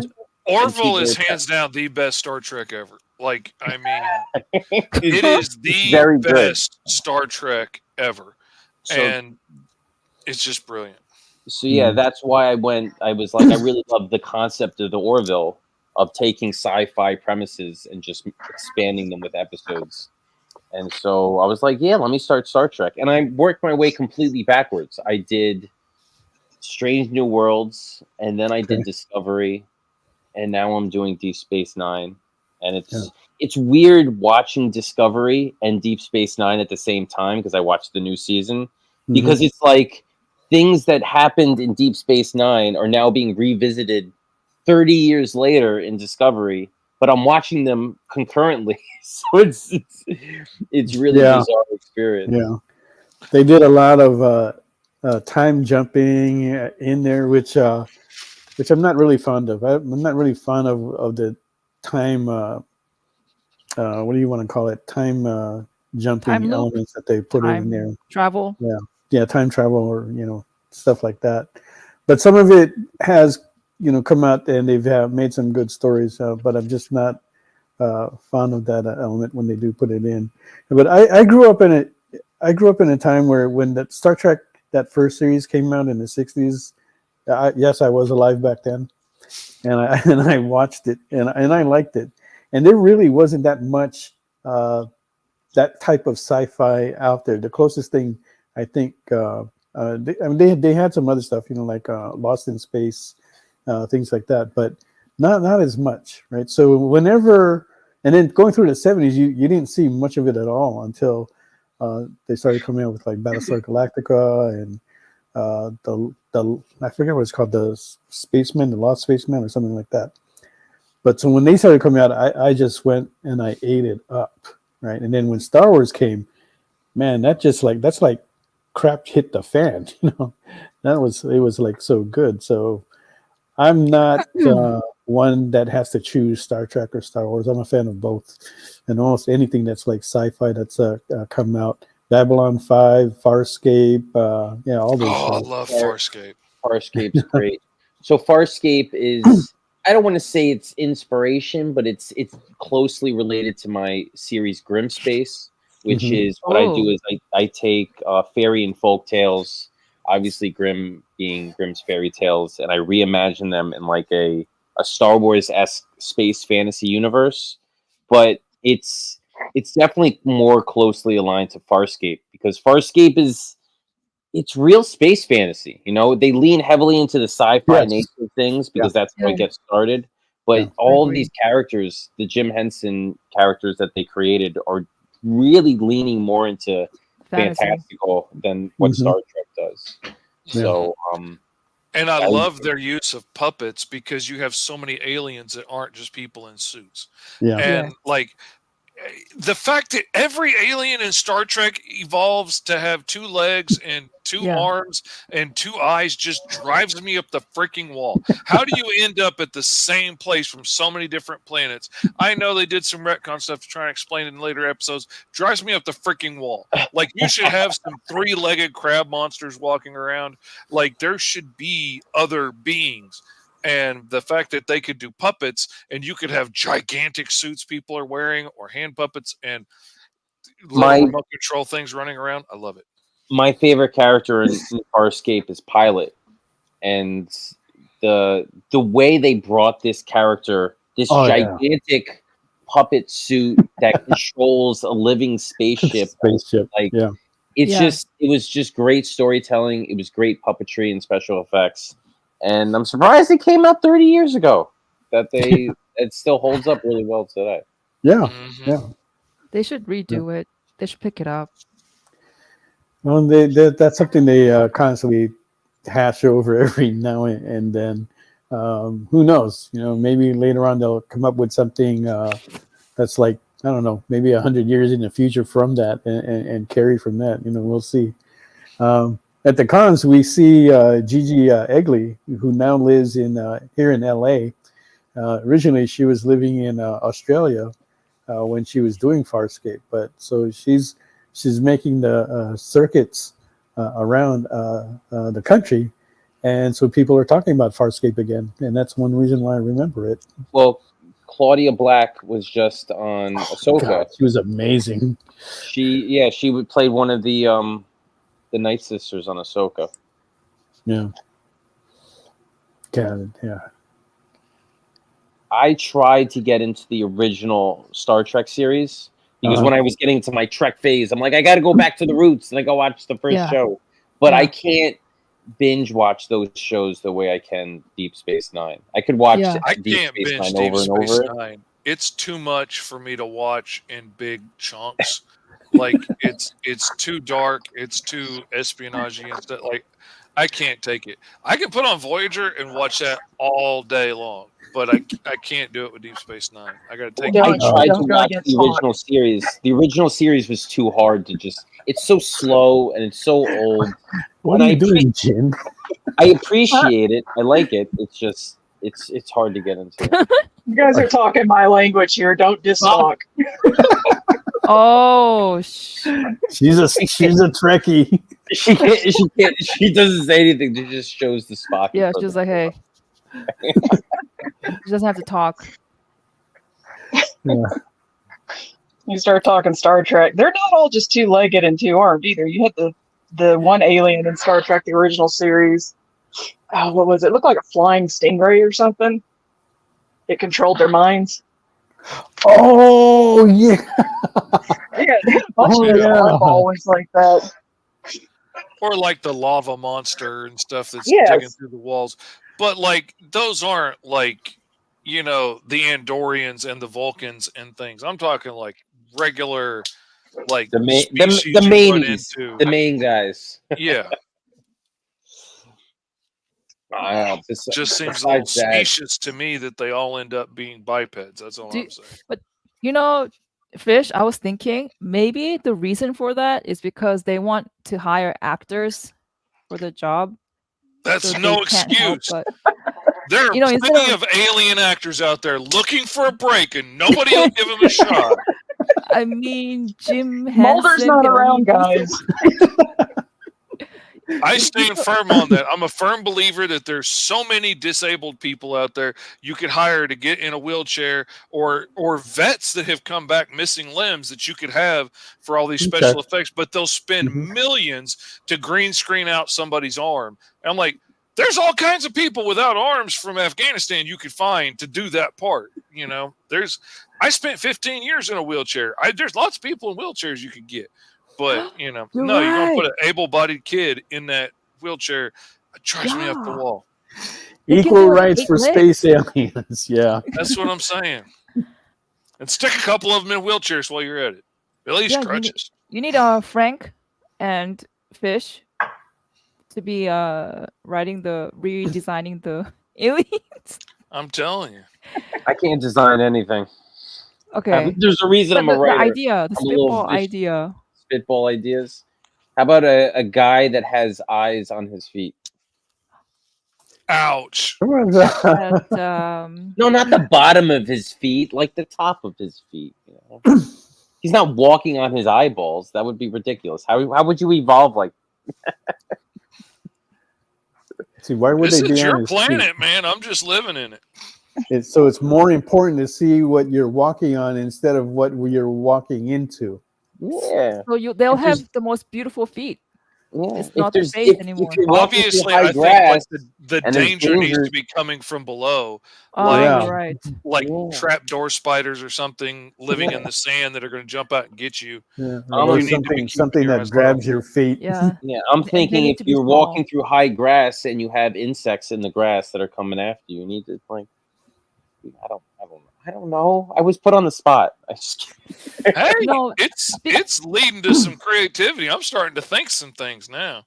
In Star Trek, who was your favorite kind of like not favorite, but noticeable villains that just stood out? Like they're really cool villains or antagonists that move the story.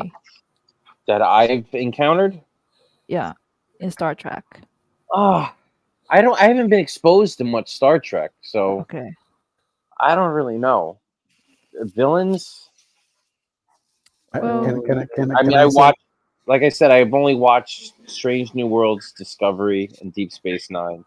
I really like Odo. He's not a villain, Yeah. I know, Yeah. but I I agree. really like Odo on Deep Space Nine. I I don't know love what the happens. Kardashians. Like the Kardashians are so awesome to me.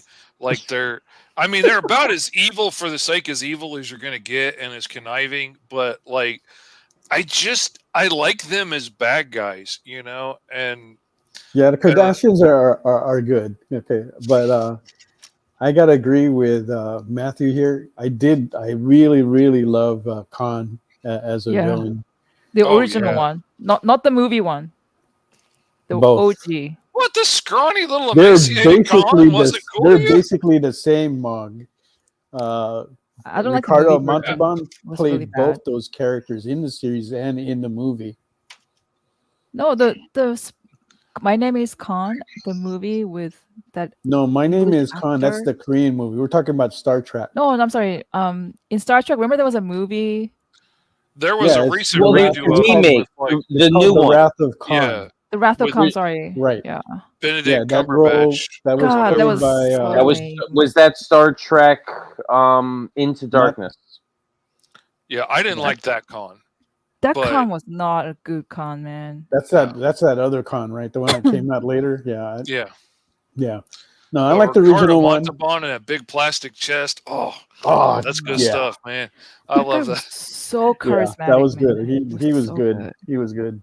I liked him in the original series, and I liked him in the movie. Yeah, he was a cool actor. I liked him. I liked him in a lot of other things that he's done as well. James But Caan, yeah, really? Okay. and then of course I like the Dominions and that's what's captured me on Deep Space Nine is the war with the Dominions. They were so interesting to learn about as the series took us on this ride to find out who they are from the Delta Quadrant and what they could do. And you said you like Odo, and that story ties in heavily with Odo. So that's something It you'll does. see. I just wrote an article for an outlet that I write for that Star Trek did Secret Invasion before Marvel, because that's what it really reminded me of. That they had Yeah. the shape shifting infiltrators coming in and taking over the Federation. Oh. It's very similar to Marvel's Secret Invasion. Okay, but Secret Invasion was also started. It was something that kind of started way back in Marvel. So I think Marvel predates that for sure. No, not We Deep have Space Nine. not Deep Space Nine. Well, Deep Space Nine was what, early '90s, and the first Secret Invasion comic storyline was in the early 2000s. You're right. Okay, but however, there are elements of the Secret Invasion that actually come off from other previous stories that Marvel did Yeah. in the I want to say 80s. It might have gone earlier into 70s because the idea of the Kree being able to take on and shapeshift, that's something they've been done. If you look at, you can even go back to the Super Skrull, who was a villain for the Fantastic Four. That's what he constantly did. He was constantly shapeshifting into one of the characters that he could try and manipulate that way. So it kind of spins off of that, right? Okay, so we've got 8:39. Before we move along and before I forget, and since we got a lot, let's do the giveaways. So if you haven't yet, put in a # EXP SDCC, just like Unknown 869 What are you doing? did, and Stephen did a Fantastic Four number 3 is the reference for that.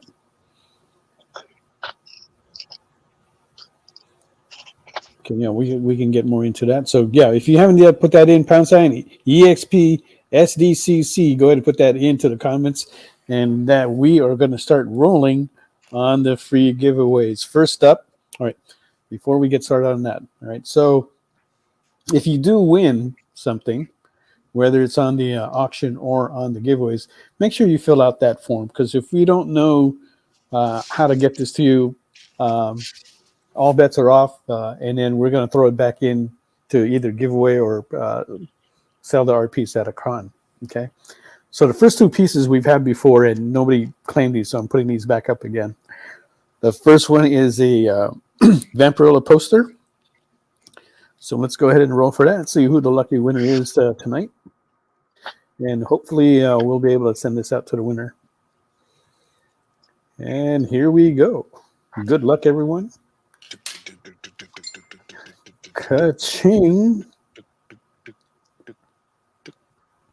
Whoa, Garf one gets this one. That is an original Vampirilla poster from 1990 something. So it is a nostalgic piece there.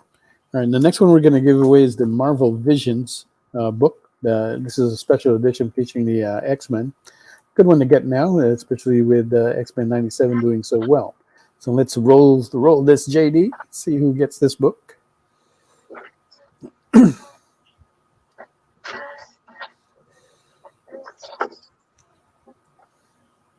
Steve. Another one to add to your claims there. All right. Okay, so the next thing we're going to give away, we're going to give away these 3 prints, and I'm sorry I forgot the name of the artist. Okay, but it is some beautiful artwork, and there are 3 pieces of well, we can do that, JD. I'll just pop it up in. Okay, so this is actually from Mog, right? The first one is a postcard for the off the cover of Spectre Since the Banyan #4. And we're waiting to get issues 1 and 5 on that, but we should have it pretty soon.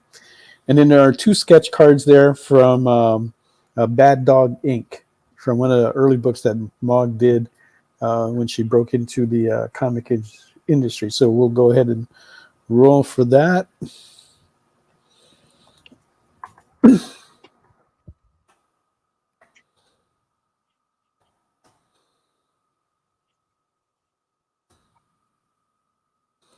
Leonard gets that one.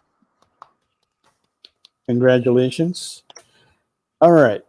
Bring up the next thing, JD. Let's see what you got there. Ooh. Okay, so these are the 3 prints that we're talking about. I'll see you. Okay. Let's go ahead and roll for that. These are about, I think they're 9 by 12. So they're good size, good for framing.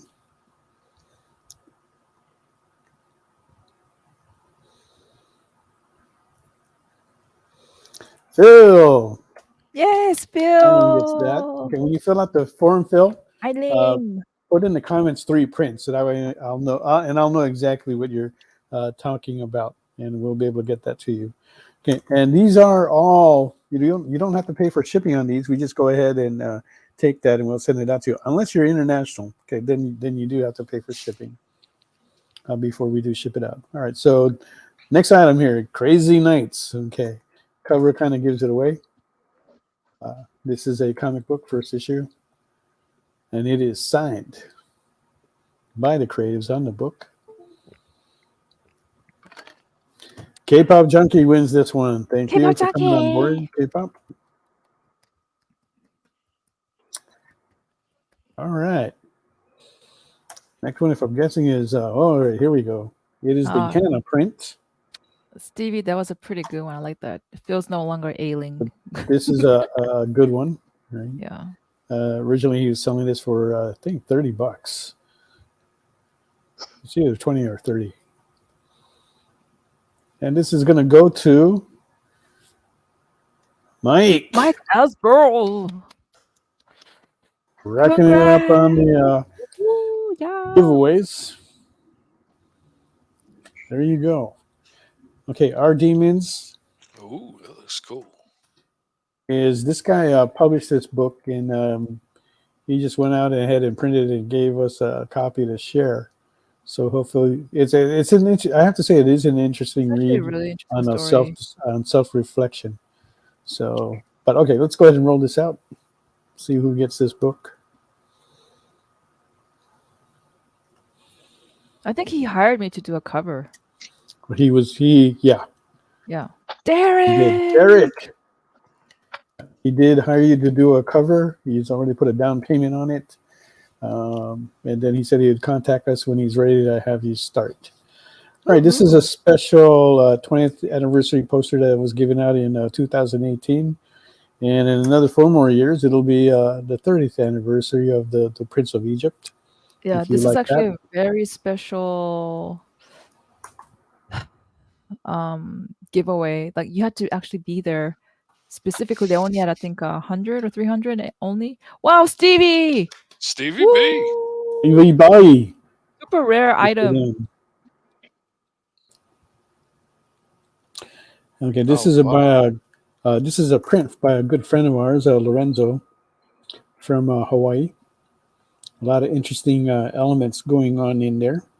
This is a OG art, right? Yeah. Yeah, very somewhat mosaic kind of style. Abstract, maybe. I would say Abstract, yeah, exactly.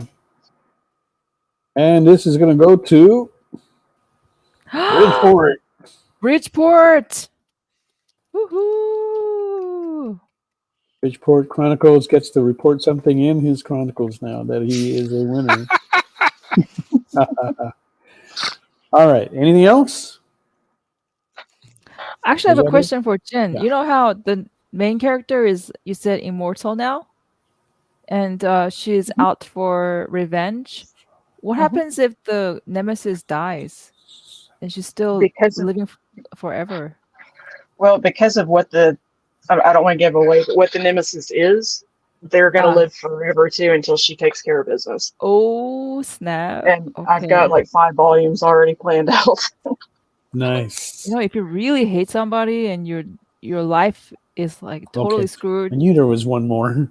Oh.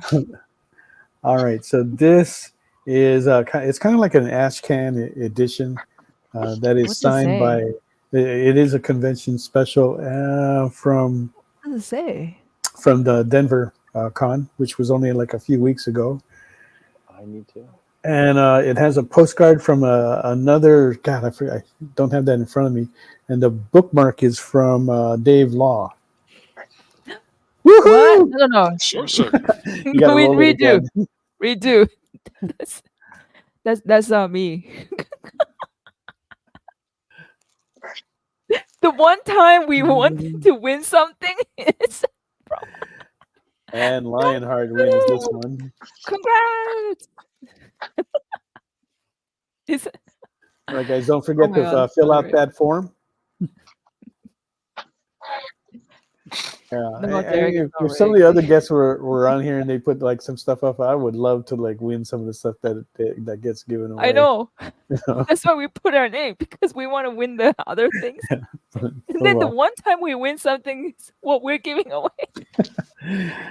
Good try. Let's see. Stevie writes, good try, Mel. This is what Frank would say. Classic Mel. It's fated. Yeah. We're fated to not win. You can't deny fate. It's going to win everything. Yeah. Eventually I'll win at something. Who knows? All right. Okay. So next week we are. Who do we have next week? Next week we have Travis Corwin will be coming back with us. He put out the finale comic book last year, a single shot with Mr. Philip Jin. And so the two of them will be coming back. And along with them, Fish will be here as well.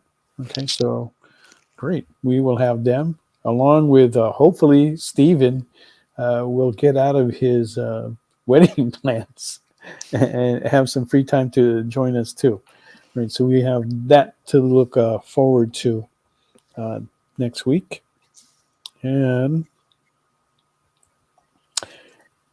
in 2 weeks, Sean Lenihan will be back with his Ink Boys, and they'll be taking over the show as we go to, where are we going?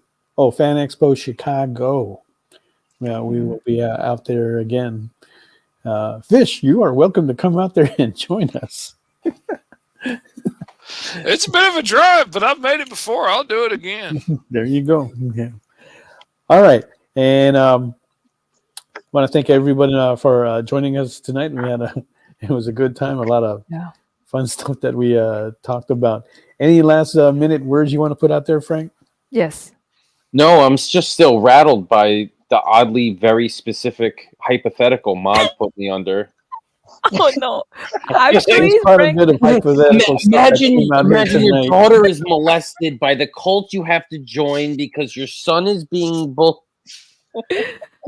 Because his leg is bad, not broken, evil. And you know, And I you was already actually, have people already, they're waiting for you to put out fart bomb as well. Yeah, Yeah. I'm waiting for it too. Locked and loaded and ready to There go. you go. as soon as he gets therapy, it's going to be right on to fart bomb. All right. Okay. So we just have a bid on gins at 75. Let's go around the room one more time before we close up tonight. Starting with Mr. Fish here. Looking for a bid of 50. And look at that. He's got a beautiful shredder. It's But done. don't worry, there's no bids on this. He's going to be taking it to the con, and it ain't going to be 50. Oh yeah, I'll sell it tomorrow. No worries. Yeah. Yeah, so if you want that, you want a deal, here it is. Mr. Fish likes to go deep, and he will go cheap. All right, let's take a look at Jin's final.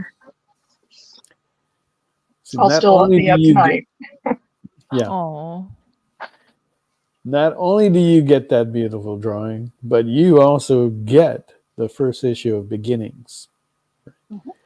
And if you're not that lucky to get this book, make sure you go visit her website and order a copy for yourself. Okay. But that does have a bid of $75 on it. We are looking for a next bid of 80, and you have about 3 minutes left to get those bids in. All right, let's take a look at Mog, who was working on Silver Surfer, looking for a bid of 100 on there. Frank, sorry about that. Really. It's Oh, okay. did I miss something? That is the angriest Silver Surfer I've ever seen. Yeah, he's mad. He's very disappointed in humanity. Very. That's why he's coming for it. He's like, hey, I'm heralding Galactus to go here and devour everything Eventually, I see the Silver Surfer just because getting of fed up. the cult. Yeah, Because of the cold.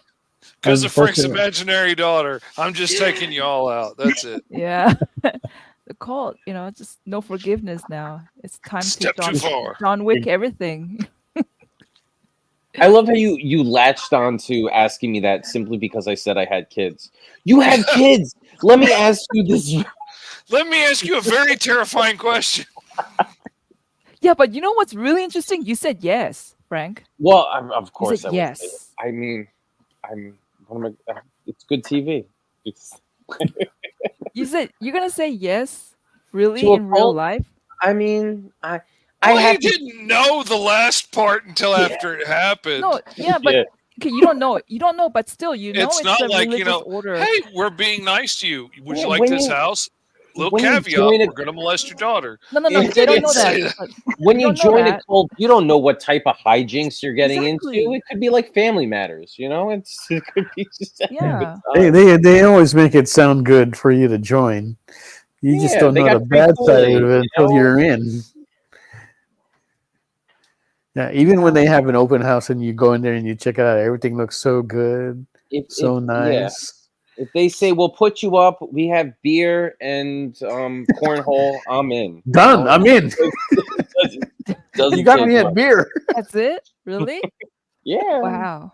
I'm an easy Beer's sign up. expensive. Nah, I don't think you are. And then no. after they get you in, it's like, oh, by the way, we don't actually drink beer and cornhole is the work of the devil. Really? But otherwise, everything we promised you is here. Yeah. Frank, you said you're easy sign up, so don't take this the wrong way, but Here comes another Is hypothetical. your wife the first wife and only wife? Did you remarry Yes. twice? No, she's sitting next to me. She's Hey, been my Mog wife. asking the That's so tough sweet. questions up in here. Getting- So you're not easy sign up then.